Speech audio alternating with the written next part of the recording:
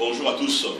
Bonjour. Ok, nous bénissons le Seigneur pour ce matin. Amen.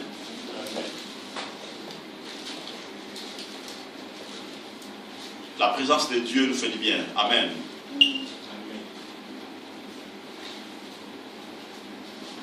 Ok, nous allons passer dans notre message. Nous continuons toujours sur notre thème de l'ombre à la lumière. Amen. Comment sortir de l'ombre à la lumière. Je veux parler de l'ombre à la lumière. Amen. Ok, nous allons lire la parole du Seigneur.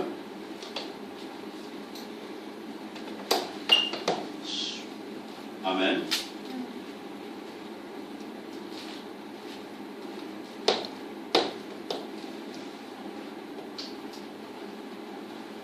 Souple d'habitude, donne ta Bible. Je vais te remettre ça vite, rapidement. Je vais lire, je vais voir ta version pour. Amen.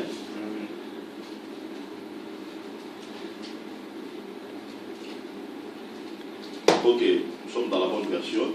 Nous allons lire Genèse chapitre 41, verset 1, s'il vous plaît, jusqu'au verset 12.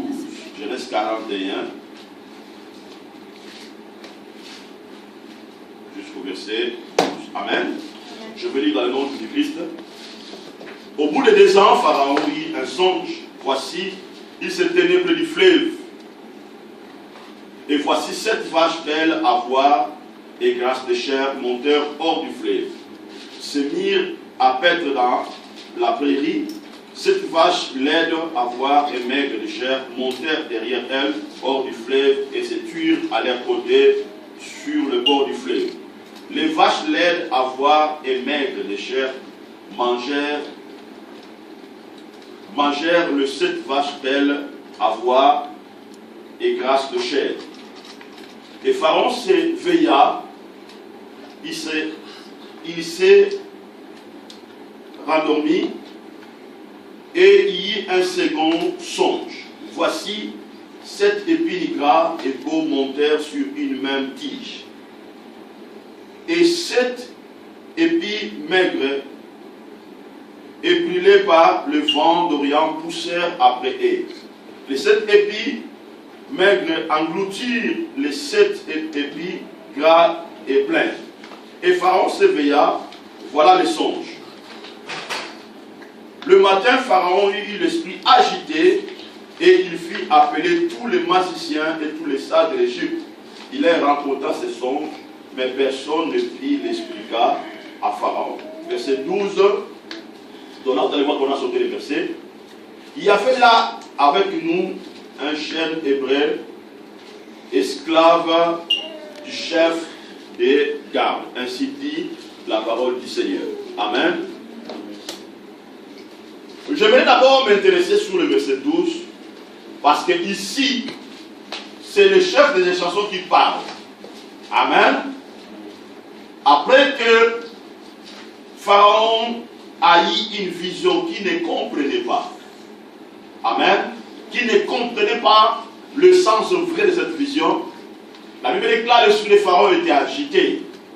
Il a dû chercher le magicien, voulait exposer la vision, mais la Bible déclare que personne n'était capable d'expliquer cette vision. Amen. Mais aujourd'hui, nous ne voulons pas parler sur cette vision. Il y a quelque chose, de très important qui m'intéresse ici. Amen. C'est la manière dont Dieu a visité Joseph à travers cette vision. Alléluia. La Bible dit ceci, verset 12, il y avait là avec nous un jeune hébreu. Il y avait là avec nous un jeune hébreu, esclave du chef des gardes. Alléluia. Le mot qui me touche ici, on dit esclave de chef des gardes. Alléluia. Imaginons, pensons un peu. Joseph, il était un homme qui avait la vision. Joseph, il était un homme rempli de capacités. Joseph, il avait un avenir. Joseph, il portait sur lui des promesses puissantes de Dieu. Mais la Bible déclare, Joseph, il se retrouve dans la prison. Amen. Je vous avais expliqué comment Joseph s'est démarqué dans la prison. Comment Joseph a travaillé sur sa vision. Comment Joseph, il était un homme objectif dans la prison. Mais ce qui me touche ici, la Bible déclare, Joseph, il était l'esclave du chef de garde. Il était esclave. Le chef de garde ici n'était pas un hébreu. Amen. Le chef de garde ici n'était pas un Israélite. Le chef de garde ici, il était un Égyptien. Mais imaginons, pensons, la Bible dit ceci, celui qui avait des promesses, celui qui avait la vision, celui qui était un homme qui avait l'avenir. La Bible déclare, il était l'esclave d'un Égyptien. Il était l'esclave du chef de garde. Alléluia. Cela veut dire, Joseph, il était l'esclave d'un incirconcis. D'une personne qui n'avait pas la promesse de Dieu. Mais la Bible dit, Joseph, il était l'esclave. Alléluia. Des chefs de garde. Écoutez. Vous savez, la Bible nous révèle les trois dimensions. Les trois dimensions par lesquelles Dieu a opéré. Premièrement, la création. Amen. Qui a révélé Dieu comme Elohim, le Dieu tout-puissant, le créateur. Et deuxième dimension, la chute de l'homme. Amen. La chute de l'homme a révélé l'intention de Dieu pour l'homme. Parce que depuis la chute de l'homme, Dieu était à la recherche. Amen. Dieu était à la recherche de l'homme. Et troisième étape, c'est l'étape de la rédemption. Où Dieu a envoyé son fils Jésus pour nous sauver. Amen. Pour nous faire retourner dans notre état initial. Mais pendant la chute, nous étions été des esclaves. Vous comprenez? On était des esclaves. Il y avait les ténèbres qui nous contrôlaient. Il y avait les princes des ténèbres qui nous contrôlaient. Mais il y avait des promesses de Dieu sur nous. Il y avait des capacités que Dieu avait investi dans notre vie. Mais le problème, nous n'arrivons pas à accomplir des choses que Dieu avait mis dans notre cœur parce que on était des esclaves. Vous comprenez? Alléluia. Et la Bible déclare, Joseph, il était l'esclave du chef des gardes. Alléluia. C'est ça le mot qui me touche. Amen. Il était l'esclave. Mais écoutez, écoutez-moi bien, bien-aimé. Lorsque Dieu veut accomplir quelque chose de puissant dans votre vie, lorsque Dieu veut vous amener au plan qu'il a préparé pour vous, sache-le bien, il y aura certaines personnes. Le monde des ténèbres fera tout possible que vous soyez sous sa domination. Amen. Je peux dire dans votre sens, Joseph, il était sous la domination du chef de garde. Alléluia. Il était sous la domination du chef de garde. Un esclave, la Bible déclare un esclave. Il était l'esclave. Amen. On sait bien qu'un esclave, il est incapable de réaliser le désir qui brille dans son cœur dans l'environnement où il est esclave. Un esclave ne peut pas réaliser les rêves qui est dans son esprit dans l'environnement ou dans l'endroit où il est esclave. Un esclave, c'est quelqu'un qui manque la liberté. Amen. Un esclave, c'est quelqu'un qui vit la discrimination. Et la Bible déclare, Joseph, il était l'esclave du chef de garde. Mais ce qui est très important, ce qui est très puissant ici, la Bible déclare, au bout de 2 ans, Pharaon a eu la vision. Amen. Au bout de 2 ans. Je crois le dimanche, parce que je vous avais expliqué, lorsque Joseph a interprété la vision des chansons et des panassiers, lorsqu'ils sont partis, la vision de Joseph a été accomplie. Amen. Joseph avait demandé au chef des chansons et des panassiers de plaider sa cause auprès des autorités égyptiennes. Mais cela n'était pas fait. Amen. Mais cela a pris 2 ans. Cela veut dire, pendant 2 ans, Joseph, il était dans l'attente. Amen. Il était dans l'attente de la solution. Il était dans l'attente de la délivrance. Il cherchait.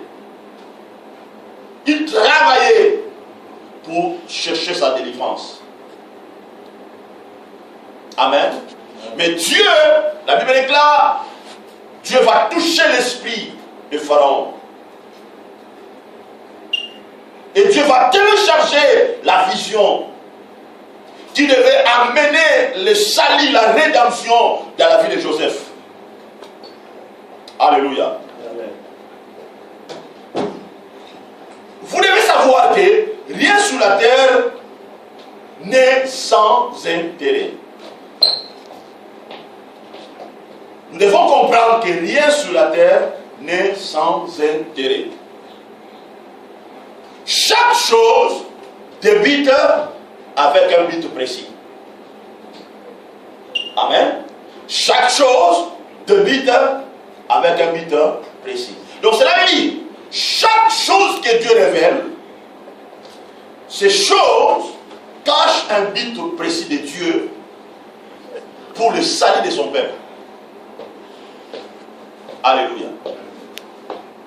Donc chaque chose que Dieu fait, il le fait pour un intérêt. Alléluia. Donc Dieu a révélé la vision.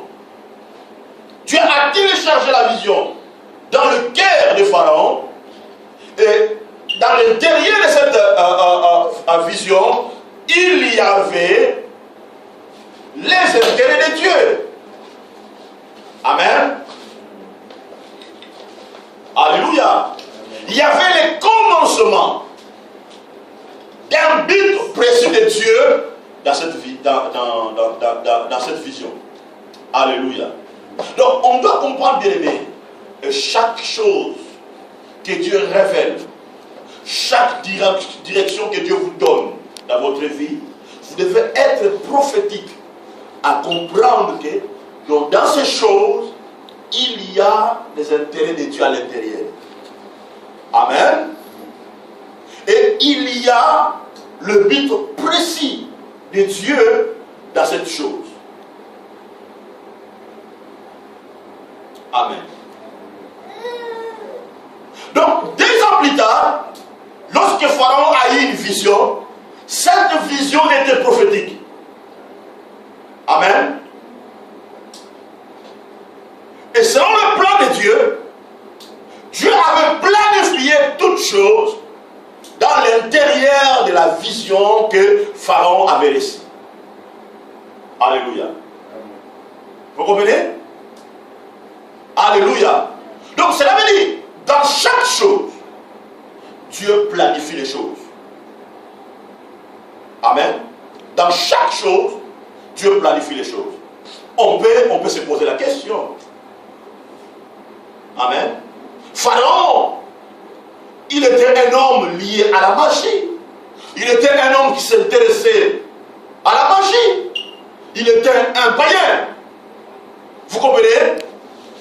Mais Dieu va toucher son esprit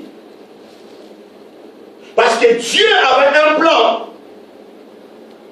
à poursuivre derrière Pharaon pour la délivrance de Joseph et pour accomplir sa parole qu'il avait promis à Abraham. Écoutez bien aimé, Dieu peut utiliser un païen. Vous comprenez? Dieu peut utiliser un païen. Dieu peut activer quelque chose dans la vie d'un païen pour t'amener quelque part. Amen. Mais tu dois être prophétique à comprendre cela. Parce que si tu n'es pas prophétique, tu peux minimiser la chose que Dieu a mis devant toi. Est-ce que vous me comprenez? Est-ce que vous me comprenez? Si vous n'êtes pas prophétique, vous pouvez minimiser. La Bible dit ceci. Pharaon a eu une vision que personne n'arriva à expliquer. Alléluia. C'est là où il y a le mystère à comprendre. Pharaon, il a eu une vision que personne n'arriva à expliquer. Amen. Alléluia. Alléluia. Amen. Écoutez, Joseph, il était esclave. Mais Dieu avait un plan à travers la vision de Pharaon que Dieu puisse faire quitter Joseph de la vie d'un esclave pour entrer dans un niveau supérieur, pour devenir un homme libre, un homme qui opère vers notre dimension. Alléluia. Pharaon a une vision que personne n'arrive à expliquer. Écoutez, certaines choses sont des mystères que Dieu a connus auxquels la sagesse humaine n'a pas l'accès.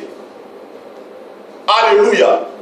Certaines choses sont des mystères que Dieu a connus auxquels la sagesse humaine n'a pas l'accès. Amen. Les choses qui viennent de Dieu, le monde, par son intelligence, par sa sagesse, ne peut jamais interpréter les choses que Dieu a connues par sa souveraineté. Alléluia. C'est pour cela que vous allez voir les crises qui arrivent dans le monde, les catastrophes qui arrivent dans le monde. Les gens du monde, par l'intelligence, n'arrivent pas à percer ces mystères. Vous comprenez? N'arrivent pas à percer ces mystères.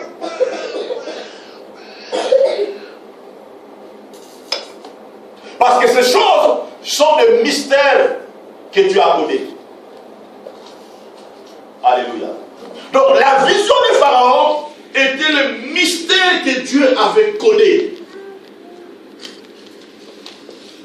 Personne en Égypte. Souvenez-vous, l'Égypte était un pays puissant à l'époque. C'était comme les États-Unis d'aujourd'hui. L'Égypte avait la force de la technologie le plus puissante.